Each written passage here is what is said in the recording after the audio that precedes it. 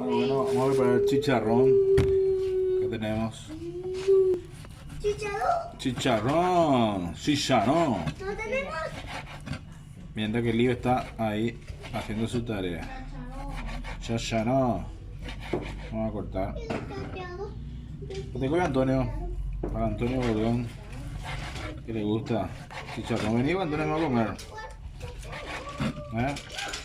¿Cuántos segundos es? 28.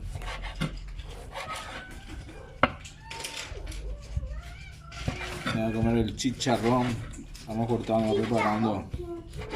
Eric, Miguel, los perros cuetés, Perruncho, yo para y Arfrat.